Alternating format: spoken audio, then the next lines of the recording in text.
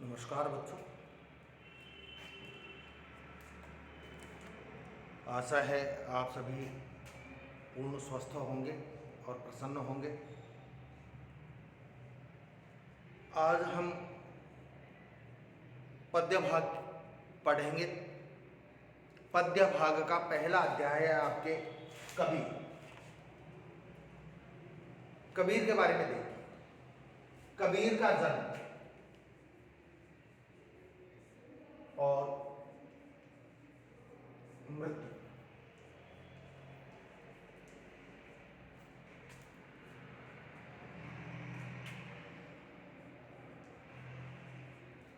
कबीर का जन्म 1398 में हुआ था और इनकी मृत्यु 1518।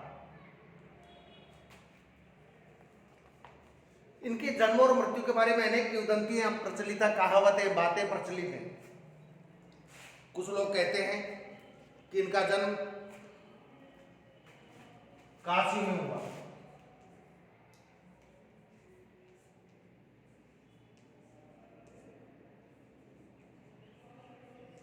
इनका जन्म कहाँ हुआ था? काशी में। ये बात तो ये सही है कि इनका जन्म वाकई काशी में हुआ था, लेकिन यहां एक बात आती है कि कुछ लोग कहते हैं, दो तर्क देते हैं कबीर के जन्म के बारे में। पहला तर्क तो कबीर के जन्म के बारे में यह देते हैं कि कबीर एक विधवा ब्राह्मणी के पुत्र थे।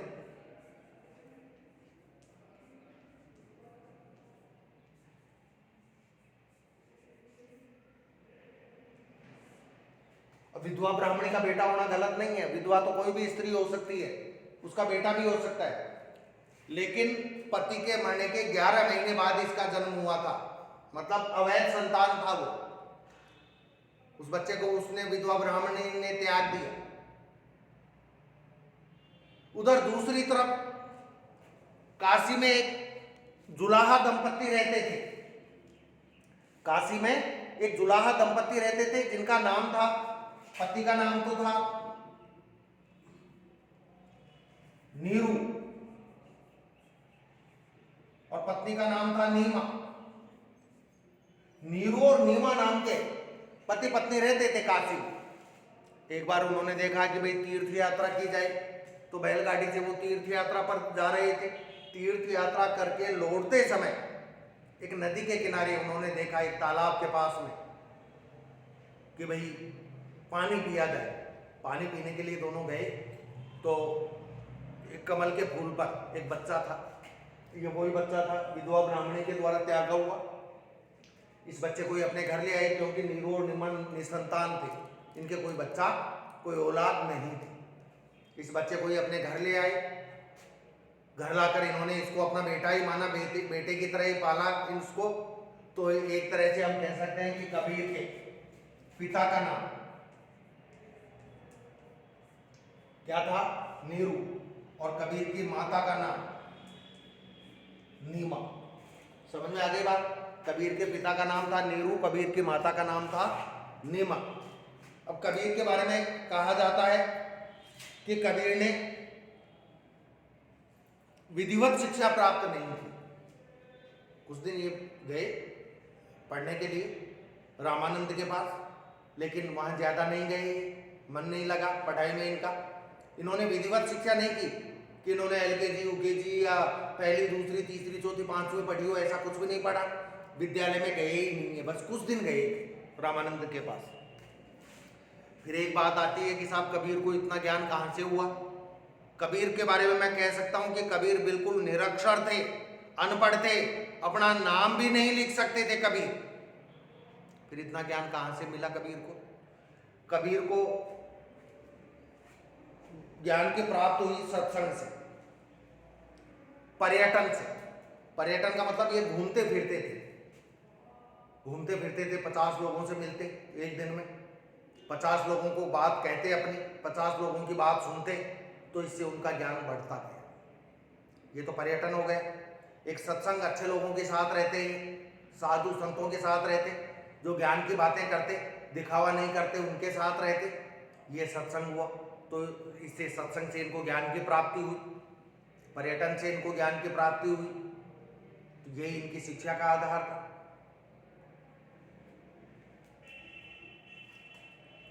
कबीर भक्तिकालीन निर्गुण परंपरा, भक्तिकालीन निर्गुण संत परंपरा के प्रमुख कवि थे। हिंदी साहित्य को 4 भागों में बांटा गया है। हिंदी साहित्य को 4 भागों में बांटा गया है। पहला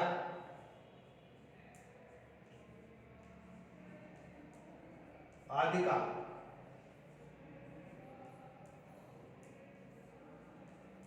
दूसरा भक्तिकाल, तीसरा रीतिकाल,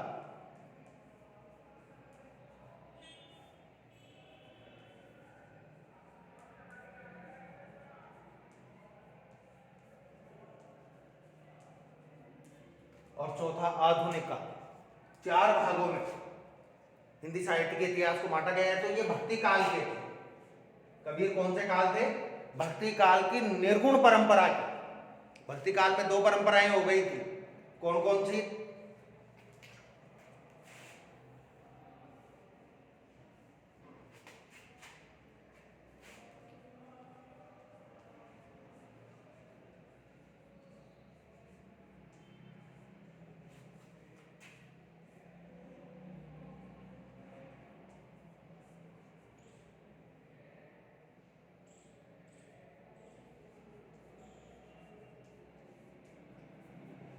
एक तो सगुण भक्ति और एक निर्गुण भक्ति। सगुण भक्ति और निर्गुण भक्ति में क्या अंतर है?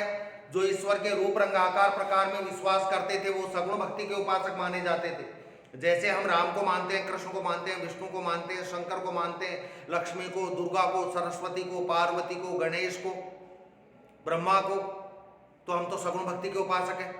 निर्गुण भक्ति, निर्गुण परंपरा वो होती है, निर्गुण परंपरा वाले ये मानते हैं कि भाई कोई ना कोई शक्ति तो होती है, लेकिन वो राम है, कृष्ण है, विष्णु है, शंकर है, ब्रह्मा है, ये नहीं तय है। ईश्वर का रूप रंग नहीं मानते हो। तो ये भक्ति काल की निर्गुण धारा के कवि थे। संत परंपरा के प्रमुख कवि कबीर की रचनाएं मुख्यतः कबीर ग्रंथावली में संग्रहित हैं। 1 मिनट। भक्तिकालीन निर्गुण संत परंपरा के प्रमुख कवि कबीर की रचनाएं मुख्यतः कबीर ग्रंथावली में संग्रहित है। अब इसमें बुक के अलावा नई बात बता रहा हूं आपको। अभी मैंने आपको बताया कबीर बिल्कुल अनपढ़ थे, निरक्षर थे, समझ रहे हो? फिर आपके बुक्स में इनके चैप्टर क्यों आ रहे हैं? ये तो पढ़े लिखे ही नहीं थे, फिर किसने लिखे ये? इसका मैं बता देता हूं आपको। ऐसा कहते हैं कि कबीर के मृत्यु के बाद कबीर के प्रिय भक्त, प्रिय शिष्य, जिसका नाम था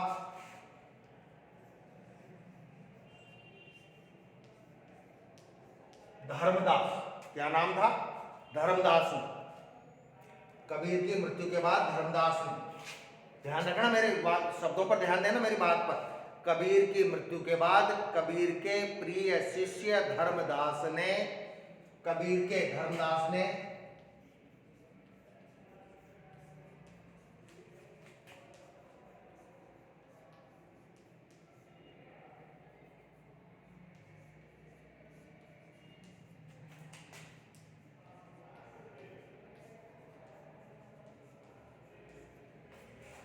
कबीर के उपदेशों का संग्रह किया।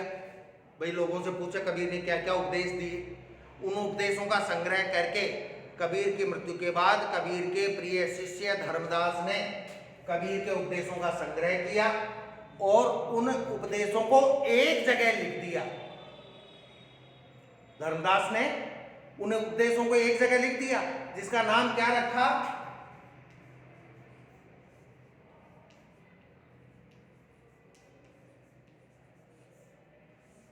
कबीर ग्रंथावली या बीजक। कबीर ग्रंथावली या बीजक।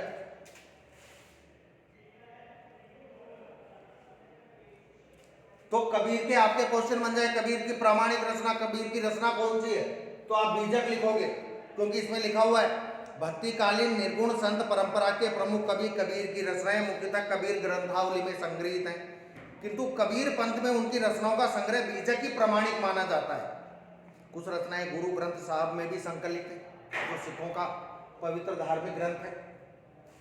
कबीर अत्यंत उदार, निर्भय तथा सद्ग्रहस्थ संत थे। कबीर अत्यंत उदार थे, बड़े दिल के थे, उदार हृदय के थे, निर्भय थे, किसी से नहीं डरते थे। जो बात कहनी है वो कहनी ही है, चाहे राजा महाराजाओं का विरोध करना पड़े। तथा सद्गृहस्थ संत थे, एक बहुत अच्छे गृहस्थ थे। कबीर का विवाह भी हुआ था, जो मैंने बताया है। कबीर की पत्नी का नाम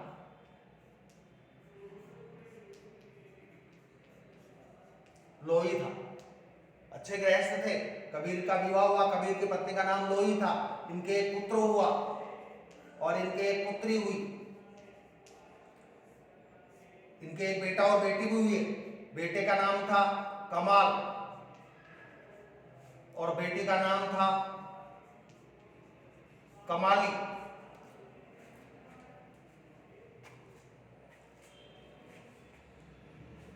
राम और रहीम की एकता में विश्वास रखने वाले। कबीर हिंदू मुसलमानों की एकता में विश्वास रखते थे। राम हिंदुओं के प्रतीक है, रहीम मुसलमानों के। राम और रहीम की एकता में विश्वास रखने वाले। कबीर ने ईश्वर के नाम पर चलने वाले हर तरह के पाखंड, भेदभाव और कर्मकांड का खंडन किया। जो भगवान के नाम पर, ईश्वर के नाम पर, अल्लाह के नाम पर चलने वाला जो पाखंड था, दिखावा, वो भेदभाव, पक्षपात और कर्मकांड करते थे। ये पंडित, पुजारी, मौलवी, इनका विरोध किया। उन्होंने अपने काव्य में, कबीर ने अपने काव्य में धार्मिक और सामाजिक भेदभाव से मुक्त मनुष्य की कल्पना की, कि मनुष्य के साथ धर्म के आधार पर कोई भेदभाव नहीं होना चाहिए, समाज के आधार पर कोई भेदभाव नहीं होना चाहिए। ये हिंदू है, ये मुसलमान है, ये राम को मानता है, ये कृष्ण को मानता है, ये अल्लाह को मानता है, ये रहीम को मानता है। धार्मिक और सामाजिक आधार पर भेदभाव नहीं होना चाहिए, ये बात कही। ईश्वर प्रेम, भाई ईश्वर एक है, नाम अलग अलग है। राम कह दो, रहीम कह दो, अल्लाह कह दो, राम कह दो। ईश्वर प्रेम करने के बारे में कहा। ज्ञान तथा वैराग्य, व्यक्ति को ज्ञान प्राप्त करना चाहिए और वैराग्य का भाव होना चाहिए। किसी के प्रति विशेष राग नहीं होना चाहिए, अपनापन नहीं होना चाहिए। गुरु भक्ति, गुरु की भक्ति पर बल दिया उन्होंने। गुरु को संसार का सबसे बड़ा प्राणी बताया। गुरु और भगवान में सब बड़ा इन्होंने गुरु को बताया है, भगवान को नहीं बताया। क्यों? क्योंकि भगवान तक पहुंचने का मार्ग गुरु ही बताता है। यदि गुरु नहीं हो, शिष्य को भगवान की प्राप्ति ही नहीं होगी।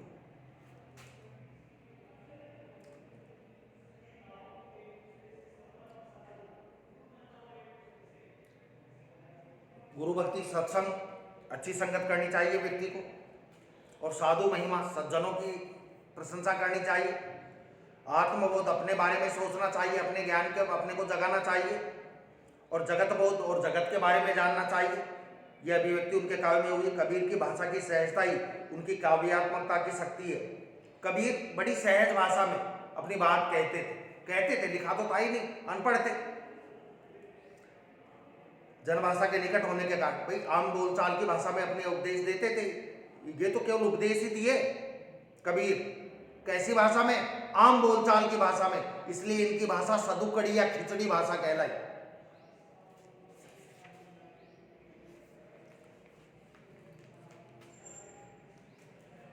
यहां संकलित साखियों में प्रेम का महत्व, भाई प्रेम होना चाहिए व्यक्ति के दिल में, सबके प्रति प्रेम होना चाहिए। संत के लक्षण, एक सज्जन व्यक्ति के क्या लक्षण होते हैं वो बताए। ज्ञान की महिमा, ज्ञान का क्या लाभ होता है। बाह्य आडंबरों का विरोध, व्यक्ति को दिखावा नहीं करना चाहिए। व्यक्ति बढ़िया कपड़े पहन ले, तिलक वगैरह लगा ले और नहाए 15 दिन हो जाए, मन में पाप भरा हो, उसके मन में छल कपट हो, ऐसे व्यक्ति से दूर रहना चाहिए। आदि भावों का उल्लेख हुआ है। पहले शब्द में बाह्य आडंबरों का विरोध, पहले पद में जो 2 पद है ना लास्ट में, भाई शुरू में तो आपके देखो साखी हैं और फिर पद हैं। पहले पद में बाह्य आडंबरों का विरोध, व्यक्ति को कभी भी बाहरी दिखावा नहीं करना चाहिए, मन में पवित्रता, शुद्धता होनी चाहिए,